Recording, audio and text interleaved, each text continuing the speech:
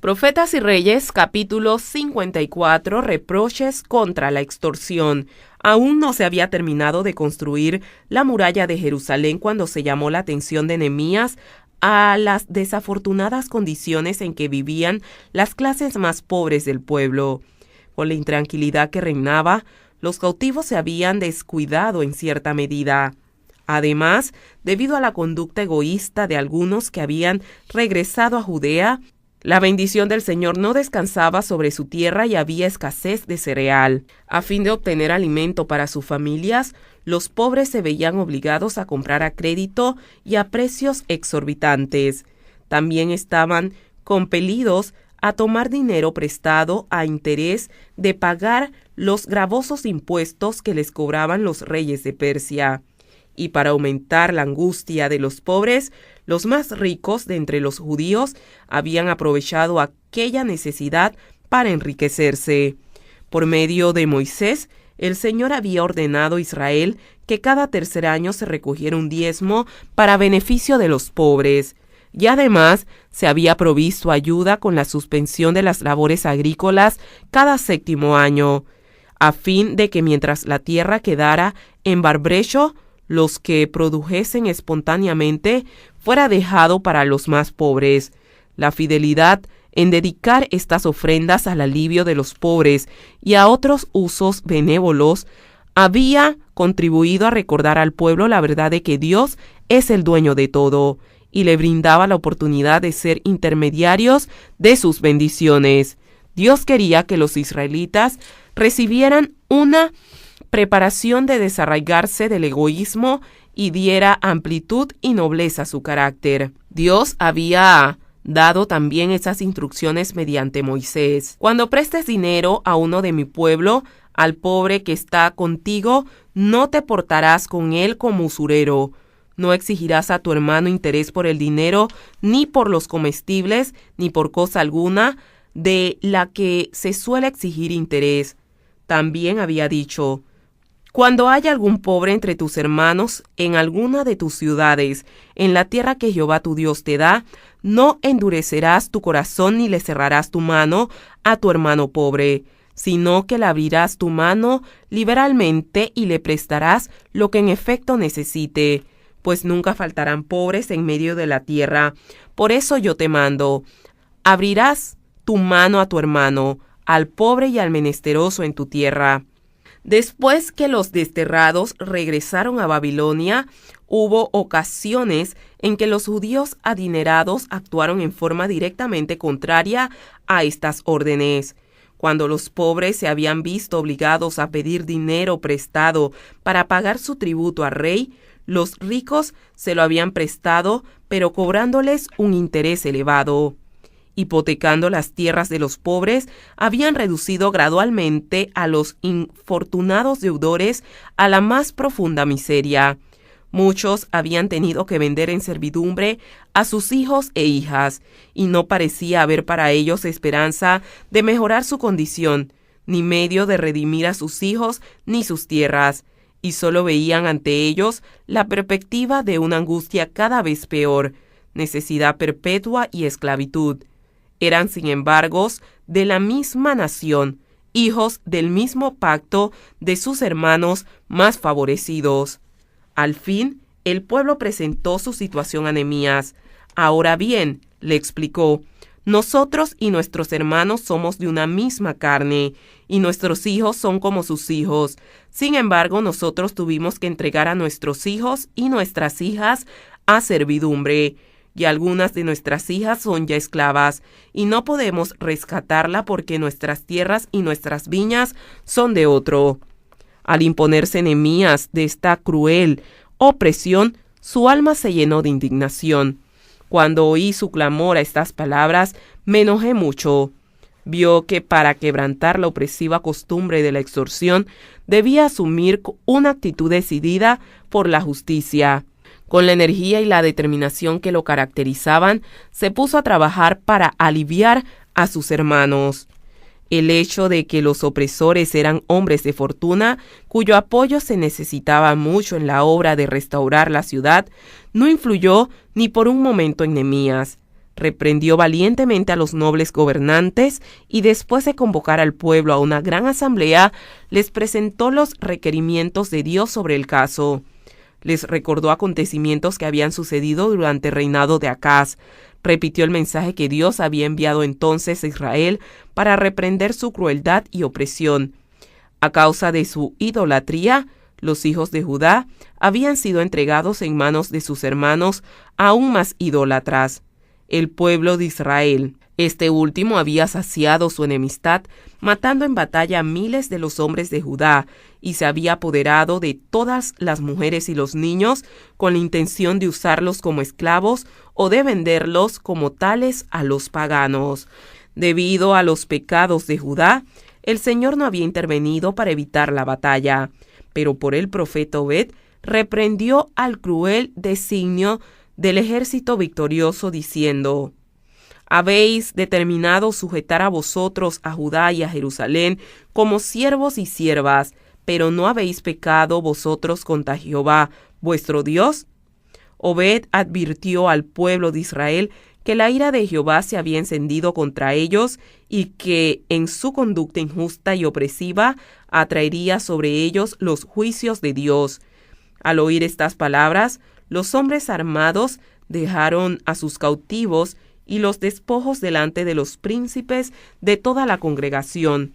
Entonces ciertos hombres principales de la tribu de Efraín tomaron a los cautivos y del botín vistieron a los que de ellos estaban desnudos, los vistieron, los calzaron, les dieron de comer y de beber, los ungieron y condujeron en asnos a todos los débiles y los llevaron hasta Jericó, ciudad de las palmeras, cerca de sus hermanos.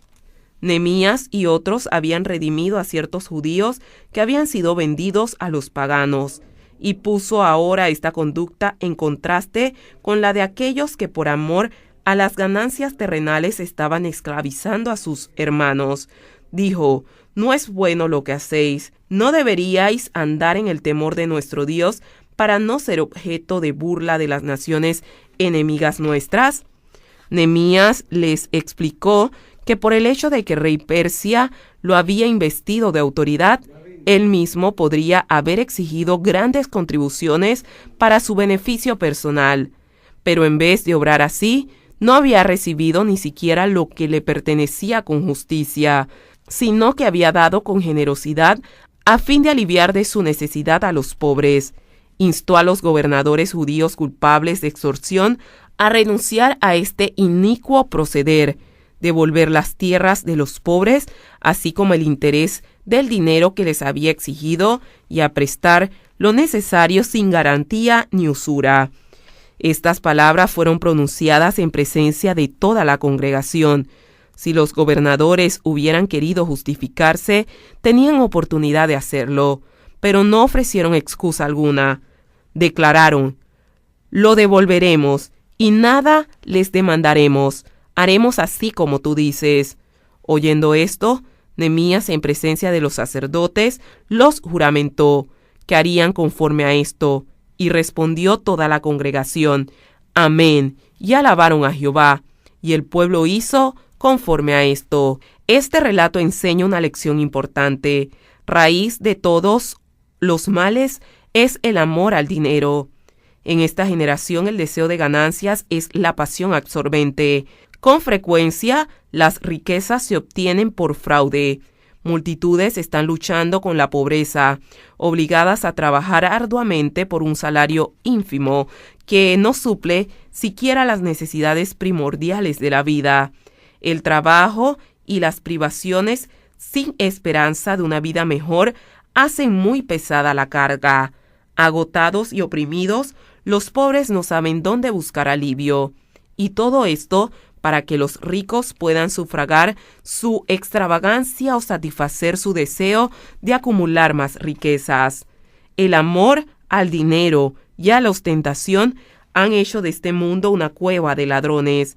La Escritura describe la codicia y la opresión que prevalecerían precisamente antes de la segunda venida de Cristo. Santiago describe: «Vamos ahora, ricos, llorad y aullad por las miserias que os vendrán. Vuestras riquezas están podridas, y vuestras ropas están comidas de polilla. Vuestro oro y plata están enmohecidos, y su moho testificará contra vosotros, y devorará del todo vuestras carnes como fuego. Habéis acumulado tesoros para los días postreros. He aquí clama el jornal de los obreros que han cosechado vuestras tierras, el cual por engaño no les ha sido pagado por vosotros, y los clamores de los que habían cegado han entrado en los oídos del Señor de los ejércitos. Habéis vivido en deleites sobre la tierra y sido disolutos. Habéis engordado vuestros corazones como en día de matanza. Habéis condenado y dado muerte al justo, y él no os hace resistencia. Aún entre los que profesan andar en el temor del Señor, hay quienes siguen todavía la conducta de los nobles de Israel.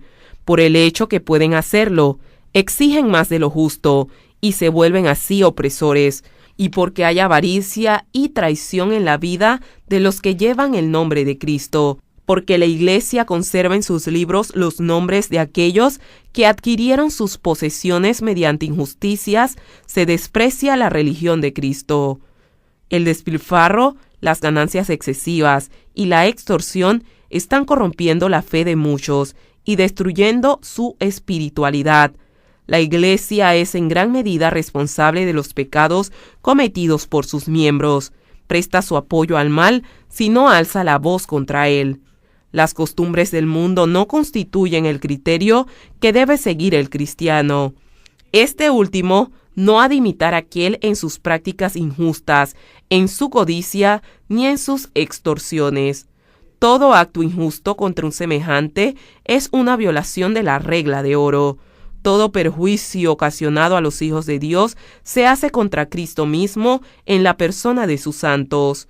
Toda tentativa de aprovecharse de la ignorancia, debilidad o desgracia de los demás se registra como fraude en el libro mayor del cielo. El que teme verdaderamente a Dios preferirá trabajar noche y día y comer su pan en la pobreza antes de satisfacer un afán de ganancias que oprimirá a la viuda y a los huérfanos, o despojaría al extraño de su derecho. El menor desvío de su rectitud quebranta las barreras y prepara el corazón para cometer mayores injusticias. En la medida en que un hombre esté dispuesto a sacar ventajas para sí mismo de las desventajas de otro, se vuelve un alma insensible a la influencia del Espíritu de Dios. La ganancia obtenida a un costo tal es una terrible pérdida. Todos éramos deudores de la justicia divina, pero nada teníamos para pagar la deuda. Entonces el Hijo de Dios se compadeció de nosotros y pagó el precio de nuestra redención. Se hizo pobre para que por su pobreza fuésemos enriquecidos. Mediante actos de generosidad hacia los pobres, podemos demostrar la sinceridad de nuestra gratitud por la misericordia que se nos manifestó. Hagamos bien a todos, recomienda el apóstol Pablo, y especialmente a los de la familia de la fe, y sus palabras concuerdan con las del Salvador. Siempre tendréis a los pobres con vosotros, y cuando queráis, les podráis hacer bien. Así que todas las cosas que queréis que los hombres hagan con vosotros, así también haced vosotros con ellos, pues esto es la ley y los profetas. Profetas y Reyes, capítulo 54, reproches contra la